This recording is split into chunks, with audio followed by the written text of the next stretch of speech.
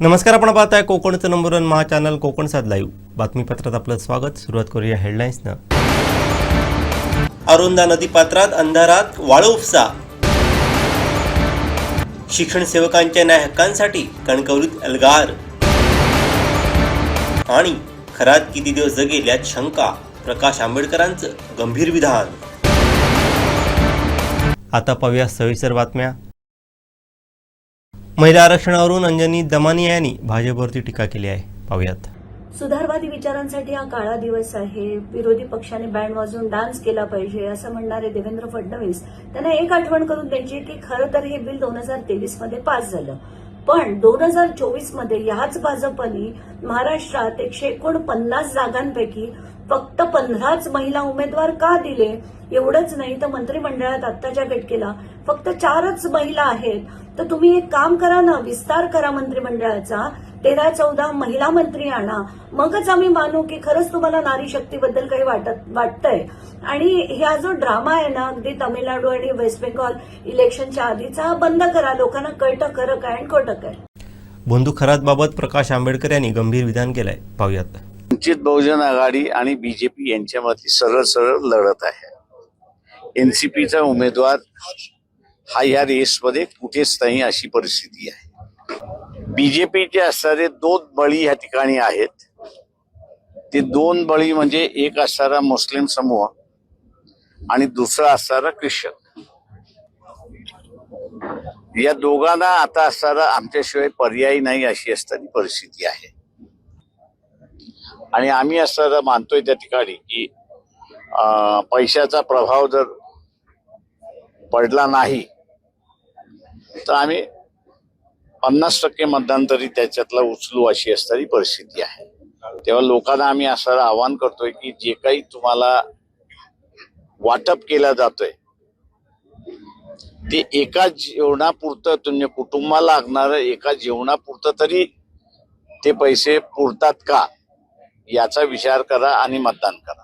हो, पण आम्ही असणारे काँग्रेसचे जे अध्यक्ष आहेत हर्षवर्धन सकपाळ यांनाही विनंती केलेली आहे की त्यांनी राहुरीच्या उमेदवाराला पाठिंबा द्यावा। आता बघू 1-2 दिवसामध्ये ते पाठिंबा देतात आहेत का। हे असणारे एवढंच म्हणणार आहे की लोकसभेमध्ये ज्याला आपल्याला म्हणता येईल की बहुजनवादी चेहरा हा उभा राहायला सुरुवात झाला होता, त्या बहुजनवादी चेहऱ्याला दाबण्यासाठी 33% महिलांचं आरक्षण आलं होतं।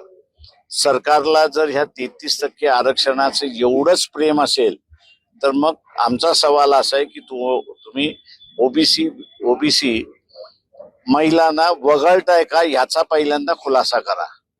SC STचं आरक्षण आहे म्हणून त्या आरक्षणामध्ये महिलांचं आरक्षण येऊन जातं, त्याच्यामुळे निर्णय घेण्याची नाही, पण ओबीसीच्या महिलांसंदर्भात ज्यावेळेस तुम्ही निर्णय घेत नाही त्यावेळेस हाच निकष निघतो की भारतीय जनता पक्ष ओबीसीच्या आरक्षणाच्या विरोधात आहे।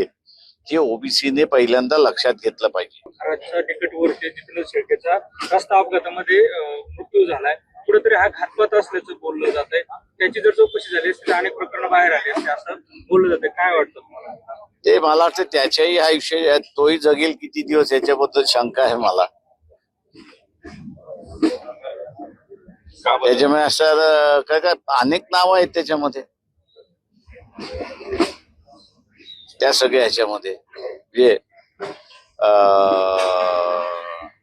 अमित शहा सुद्धा त्याच्या बरोबर आहेत। त्याच्यामुळे असणारा जो न्याय मग आता चाकणकर बाईंना लावण्यात आला तो न्याय अमित शहाला का नाही लावला जात बीजेपी मार्फत। त्याच्यामुळे ते वाचण्यासाठी त्या बिचाऱ्याचा जीव घेतील असा माझा अंदाज आहे। महिला आरक्षण विधेयकावरून नाना पटोले यांनी भाजपवर टीकास्त्र सोडलंय, पाहूयात। पहिली गोष्ट, देशाला जेव्हा प्रधानमंत्री संबोधित करतात तर देशावर येणाऱ्या संकटाच्या बद्दल, देशाला लोकांना एकजूट आणण्यासाठी आणि देशहितासाठी बोललं जातं, हे मला आतापर्यंत माहीत होतं। झूठ बोलो बार बार बोलो असं मोदीचंच वाक्य आहे। अनेक सुरुवातीच्या 2014च्या काळामध्ये त्यांची भाषणं झाली आणि त्या भाषणामध्ये त्यांनी काँग्रेसवर टीका करत असताना त्यावेळेसही आणि आजही त्यांच्या देशाला संबोधित करत असताना काँग्रेसचं मला वाटतं की त्यांनी त्यांच्या अर्ध्या तासाच्या भाषणामध्ये जवळपास 150 वेळ त्यांनी काँग्रेसचं नाव घेतलं. काँग्रेसची एवढी भीती मोदींना काय 56 इंचीचा सीना आहे ना, पण ते 56 इंचचा सीना ट्रम्पच्या समोर कसा बागला ही देशांनी पाहिलेला आहे. आणि जेव्हा ते बोलत होते मी माझ्या मोबाईलवर पाहत होतो तर 99% लोक त्यांना फेकू म्हणत होते, काय वेगळ्या भाषेत होतं. मी ती भाषा इथं वापरणार नाही. आता देशाच्या प्रधानमंत्र्यावरच भारताच्या जनतेचा विश्वासच राहिला नाही आहे, कारण की देशाचा प्रधानमंत्री वारंवार खोटं बोलतो आहे. त्यांनी 2023मध्ये महिला आरक्षणाचं बिल आलं. त्या बिलामध्ये काँग्रेससहित सगळ्या विरोधी पक्षांनी त्याला सपोर्ट केला, ते मंजूर झालं आणि यांनी सांगितले की आम्ही 2024च्या पहिले जनगणना करू आणि त्याच्या आधारावर या पद्धतीची रचना आम्ही तयार करू, पुनर्रचना त्याच्यामध्ये येईल. आता आपण 2024च्याही लोकसभेच्या निवडणुका झाल्या, आता आपण 2026मध्ये आलो. राहुल गांधीच्या दबावामुळे यांना अखेर जातीनिहाय जनगणना मान्य करावी लागली. यांनी कॅबिनेटमध्ये नरेंद्र मोदींनी निर्णय घेतला आणि देशाच्या जनतेने त्या निर्णयाचं स्वागत केलं. आता जनगणना सुरू झाली, त्याच्यामध्ये ओबीसीचं कॉलम नाही आहे. म्हणजे याचा अर्थ वारंवार देशाचे प्रधानमंत्री या देशाच्या बहुजनांबरोबर विरोधात हे सातत्यानं आहे, हे त्याच्यात स्पष्ट झालेलं आहे. आणि त्याच्यामुळे या बिलामध्ये जे आता संविधान संशोधन बिल ज्यांचं होतं, नाव मोठं ठेवायचं, नारी शक्तीला नमन करायचं नाव ठेवायचं, पण मणिपूरमध्ये त्यांच्यावर अत्याचार केला त्याच्यावर देशाचं प्रधानमंत्री बोलायला तयार नाही का? मणिपूर भारतातला भाग नाही? तिथं राहणाऱ्या महिला ज्या आहेत त्या भारतीय नाहीत? आणि आता मी लोकसभेचे आकडे तुम्हाला सांगतो. लोकसभेमध्ये यांच्या महिलांचं नेतृत्व, यांनी जे महिलांना तिकिटा दिल्या त्याच्या फक्त 10% महिला आहेत. काँग्रेसच्या 13% आहेत आणि 37% TMCचे, जे TMCला आरोप करतात मगापासून. महिलांचा सन्मान आम्ही केला विरोधी पक्षांनी. BJPला महिला नकोत. आपली खुर्ची वाचवण्यासाठी, सत्ता वाचवण्यासाठी हा एक असफल प्रयत्न. संविधान संशोधनाचं नाव देऊन त्यामध्ये नारी शक्तीचं नमन, हे नमन नारी शक्तीला नव्हतं, हे खुर्चीला होतं, सत्तेला होतं. हे त्याच्यातलं सत्य आहे. आणि मनुवादी व्यवस्था या देशामध्ये निर्माण करायचा जो अजेंडा आहे, यांचा जो मूळ पक्ष आहे, यांचा मूळ पक्ष BJP नाही, यांचा मूळ पक्ष वेगळा पक्ष आहे, तो नागपूरमध्ये आहे, ते सगळ्यांना माहिती आहे. त्यामुळे या मनुवादी व्यवस्थेला थांबवलं गेलं. म्हणून यांचं जो रेकॉर्ड केलेलं भाषण होतं ते 8:30 वाजता दाखवण्याचं काम केलं. ते रेकॉर्ड होतं, टेलिप्रॉम्प्टरवर ते बघतात. टेलिप्रॉम्प्टर बिना बघून ते बोलू शकत नाही. आणि त्याच्यावरच त्यांनी काँग्रेसला किती शिवा घालायच्या, त्यांच्यासोबत असलेल्या पक्षांना किती शिवा घालायचं याचं त्या आकडा ठरवला गेला होता.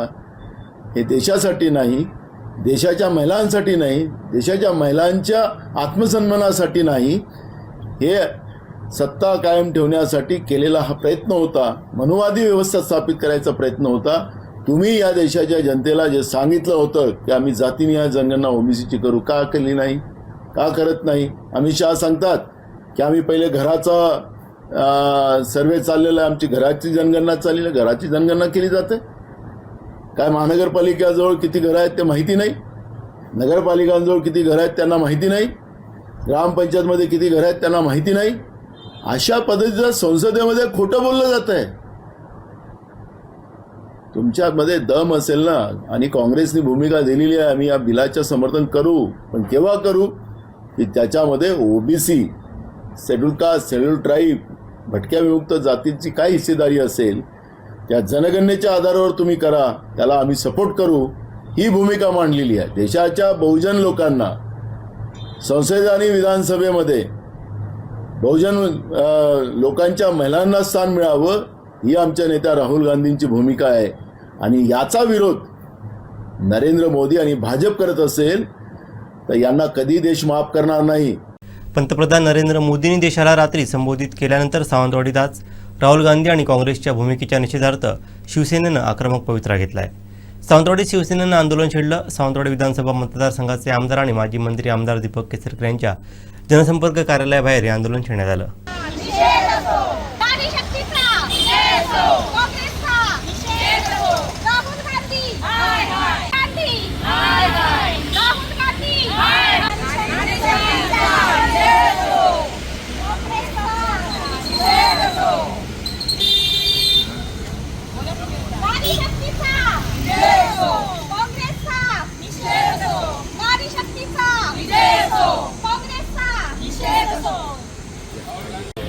नारी शक्ती वंदन हे महिला विधेयक भारतीय संसदेने भारताने एक केलेला म्हणजे ऐतिहासिक कायदा आहे. आणि तो कायदा आता हल्ली झालेल्या 17 एप्रिलच्या 2026च्या लोकसभेच्या अधिवेशनामध्ये तो नामंजूर करण्यात आला. त्यामुळे मी हा शिवसेना महिला आघाडीतर्फे निषेध करत आहोत काँग्रेस पक्षाचा. खरं म्हणजे खासदार किंवा आमदारांची संख्या महिलांची संख्या 33% सध्या आहे ना, आरक्षण आहे 33%. त्यापेक्षाही वाढलं पाहिजे होतं. तर महिलांना कुठेतरी लोकसभेमध्ये आणखी राज्यसभेमध्ये संधी मिळाली असती आरक्षण वाढल्यामुळे. ती योग्य भूमिका होती, कारण का लोकसभेच्या अधिवेशनामध्ये एक महिला आरक्षण म्हणजे 50% महिला आरक्षण हे व्हायलाच हवं होतं. का महिलांना पण कुठेतरी संधी मिळायला हवी राजकारणामध्ये. का महिला मागे राहतात, आपले पुरुष मंडळी त्याला पुढे असतात. ही एक योग्य निर्णय घेतला होता. पण त्या निर्णयाला काँग्रेसतर्फे इतर जे विरोधी पक्षनेते आहेत त्यांनी तो विरोध केला. हा विरोध खरोखरच लाजास्पद आहे. नाही तर त्यांना महिलांचे आरक्षण नको आहे असंच त्याच्यावरून सिद्ध होतं. कालच शिवसेना पक्षातर्फे ठरवून आलं की आपण हा काँग्रेस आणि विरोधी जे पक्षनेते आहेत त्यांचा निषेध करण्याचं ठरवलं. थोड्या वेळात पण आपण हा सावंतवाडी शहर दीपक भाईंच्या ऑफिसकडे काँग्रेस पक्ष आणि जे विरोधी नेते मंडळी आहेत त्यांचा निषेध करतो. यापुढे आपण जिल्हा स्तरावर हा निषेध करणार आहोत. सगळ्यांना एक संघ करून हा निषेध मोठ्या प्रमाणात केला जाईल. नक्कीच काँग्रेसने आणि विरोधी पक्षाने हा नारी शक्ती जे त्यांना मान सन्मान मिळणार होता तो त्यांनी रोखण्याचा प्रयत्न केला. हा प्रयत्न येथील जनता तसेच देशातील पूर्ण जनता नारी शक्ती हे त्यांना विरोध करतील आणि पुढे निवडणुकीला त्यांना हे दाखवून दे की नारी शक्तीचा किती मोठा भाग आहे. नक्कीच आठवडाभर हे आंदोलन चालेल. त्याचे नियोजन उद्यापासून ठरवलं जाईल आणि जिल्हा स्तरावर संपूर्ण तालुकावार हे आंदोलन केले जाते. कणकवली तालुक्यातील कोणी इतर रविवारी सकाळी मॉर्निंग वॉक स्वच्छता मोहीम राबवण्यात आली. पाहूयात.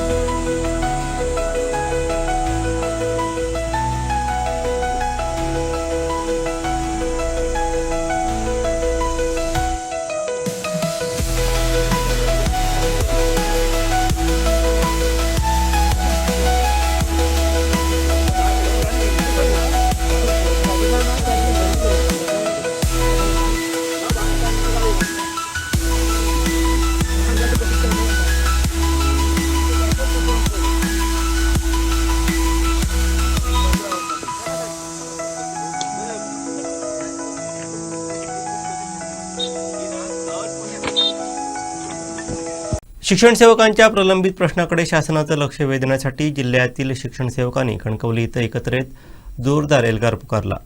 शिक्षण सेवक कृती समितीच्या वतीनं आयोजित कॅन्डल मार्चला मोठ्या संख्येने शिक्षण सेवक, शिक्षक व विविध संघटनांचा उत्स्फूर्त प्रतिसाद मिळाला.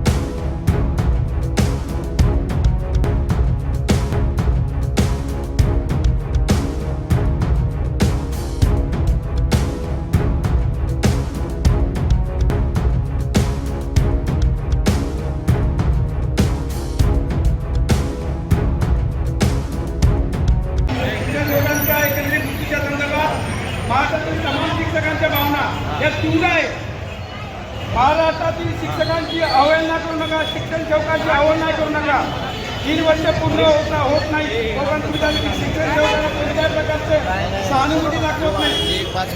एखादा शिक्षण सेवक मरण झाल्यानंतर त्याच्या कुटुंबाचे हाल होत आहे आणि ते हाल एवढे न बघवण्यासारखे असतात. सावंतवाडी शहरातील फॅशन प्रेमींसाठी आकर्षणाचा केंद्रबिंदू ठरलेलं रोवस्त्र हे भव्य दिव्य सुसज्ज कपड्यांचं दालन सध्या विशेष चर्चेत आहे. सावंतवाडी शहरातील फॅशन प्रेमींसाठी आकर्षणाचा केंद्रबिंदू ठरलेलं रोवस्त्र हे भव्य दिव्य सुसज्ज कपड्यांचं दालन सध्या विशेष चर्चेत आहे. आधुनिकतेचा साज, स्टायलिश डिझाईन्स, ट्रेंडी कलेक्शन्स आणि किफायतशीर दर यांचा अप्रतिम संगम असलेल्या दालनाला अभिनेत्री कोकण कन्या वैष्णवी कल्याणकर यांनी नुकतीच सदिच्छा भेट दिली. यावेळी रोवस्त्रचे संचालक रोहन परब यांनी तिचं पुष्पगुच्छ देऊन स्वागत केलं. या भेटीदरम्यान अभिनेत्री वैष्णवी कल्याणकरनं रोवस्त्रच्या भव्यतेचं, आकर्षक मांडणी आणि दर्जेदार कलेक्शनचं कौतुक केलं. मला असं सांगायला आवडेल की आम्ही शूट निमित्त रोवस्त्रमध्ये आलो. ॲक्च्युली मी बांद्याचीच आहे, पण मी मुंबईला पुण्याला असल्यामुळे मलाही येता आलं नाही, पण शूट निमित्त येता आलं आणि मला खरंच इकडचं कलेक्शन खूप आवडलं. कारण खूप व्हरायटीज आहेत, खूप कलर्स आहेत, फॅब्रिक चांगली आहेत. म्हणजे मुलींना फंक्शनसाठी घागरा आहे, लेहंगा आहे, साड्या आहेत, वेगवेगळ्या आहेत, लग्नात घालायला आहेत, पार्टीवेअर साड्या आहेत. तर कलेक्शन खरंच खूप चांगलं आहे इकडचं. गोष्ट सकाळी नोटीस केली की आमचं शूट चाललेलं, आज शॉप नेहमी बंद आहे पूजा असल्यामुळे, पण एक गिराईक आलेला, तरी त्यांना नकार न देता त्यांना दाखवलं इकडच्या लोकांनी सगळं त्यांना काय पाहिजे होतं ते. ती गोष्ट आवडली की आपण जे म्हणतो कस्टमर इज किंग ते इथे फॉलो केलं जातं. सो ही चांगली गोष्ट आहे बिझनेस ग्रो करण्यासाठी आणि पुढे जाण्यासाठी. मी असं सांगेन की सातत्य ठेवा, तुम्हाला ज्यात आवड आहे ती कला जोपासत राहा. अडथळे येतील, मध्ये बरेच काही प्रॉब्लेम्स येतील, बऱ्याच गोष्टी घडतील, पण जर खरंच तुमचं कलेवर प्रेम आहे तर ते प्रेम जपा. गोष्टी लगेच मिळत नाही, वेळ लागतो, आपल्याला बऱ्याच गोष्टी फेस कराव्या लागतात, पण सातत्य ही एक अशी गोष्ट आहे जी तुम्हाला तुमच्या ध्येयापर्यंत पोहोचवू शकते. मी असं सांगेन की इथे बरेच डिस्काउंट्स पण असतात वेगवेगळ्या फंक्शन्सला, दिवाळीला, गणपतीला वगैरे. तर एकदा तरी नक्की भेट द्यावी बांदा, सावंतवाडी आणि इतरच्या गावातल्या लोकांनी. आणि मी असं सांगेन की ते नाराज नाही होणार इकडे येऊन. त्यांना जे पाहिजे आहे ते रिझनेबल रेटमध्ये मिळेल. तुम्हाला तुमच्या पसंतीचे कपडे नक्की मिळतील. याचबरोबर रोवस्त्रमध्ये एका मराठी चित्रपटाचं चित्रीकरणही पार पडलं असल्यानं या दालनाच्या लोकप्रियतेत आणखीन भर पडली आहे. यावेळी रोहन परब यांनी अभिनेत्री वैष्णवी कल्याणकर आणि त्यांच्या टीमचे आभार मानले. सावंतवाडीकरांना आता मुंबई, पुणे, कोल्हापूर किंवा बेळगाव सारख्या शहरांकडे धाव घेण्याची गरज भासणार नसून रोवस्त्र सेवेत तत्पर असल्याचं त्यांनी म्हटलंय. मग आजच भेट द्या सावंतवाडी फाट बिल्डिंग येथील रोवस्त्रच्या सुसज्ज दालनाला.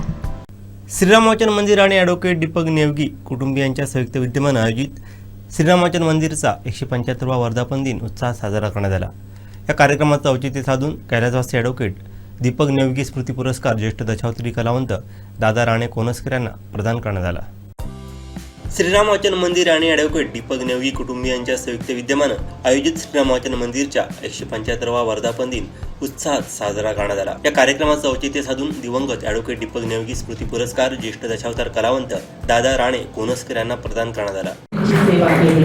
जेव्हा टीव्ही मीडिया हे काहीच नव्हतं, त्याचा प्रसार नव्हता, तेव्हापासून ग्रामीण भागातील लोकांचं मनोरंजन करण्याचं काम यांनी केलं. यावेळी व्यासपीठावरती व्याख्याते तथा नाट्य कलाकार नंदू पाटील, संस्थेचे अध्यक्ष प्रसाद पावसकर, कार्याध्यक्ष ॲडव्होकेट संदीप निंबाळकर, सचिव रमेश बोंद्रे, ॲडव्होकेट पी.डी. देसाई आदी उपस्थित होते. कार्यक्रमाचं प्रास्ताविक ॲडव्होकेट संदीप निंबाळकर यांनी केलं. पुरस्कार परिचय ॲडव्होकेट पी.डी. देसाई यांनी करून दिला.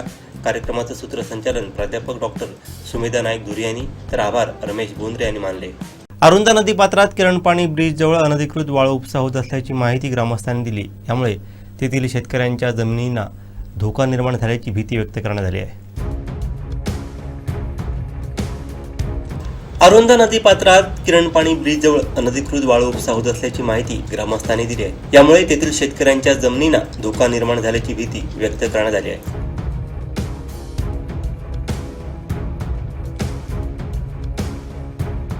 जिल्हाधिकारी तृप्ती धोडमिसे यांनी अवैध वाळू वाहतुकीच्या तक्रारींची दखल घेत नुकताच सर्जिकल स्ट्राईक करत एका रात्रीत 15 वाहनांवरती कारवाई केलेली असतानाच सावंतवाडीतील आरोंदा येथे रात्रीच्या अंधारात वाळू माफियांकडून उपसा सुरू आहे. 24 तास आधी झालेल्या सर्जिकल स्ट्राईकमुळे अवैध वाळू उपस्याला आळा बसणं आवश्यक असताना आरोंदा नदी पात्रात अनधिकृत वाळू उपसा होत असल्याची माहिती ग्रामस्थांनी दिली आहे. त्यामुळे महसूल प्रशासनाच्या भूमिकेकडे लक्ष लागून राहिलं आहे. शेवटी ठळक घडामोडी पुन्हा एकदा. आरोंदा नदी पात्रात अंधारात वाळू उपसा. शिक्षण सेवकांच्या न्याय हक्कांसाठी कणकवलीत एल्गार. आणि खरात किती दिवस जगेल यात शंका, प्रकाश आंबेडकरांचं गंभीर विधान. बातमीपत्रात वेळ झाली ते थांबण्याची. पाहत राहा बदलत्या कोकणचा बुलंद आवाज. कोकणचं नंबर 1 महा चॅनल कोकण साध लाईव्ह. धन्यवाद.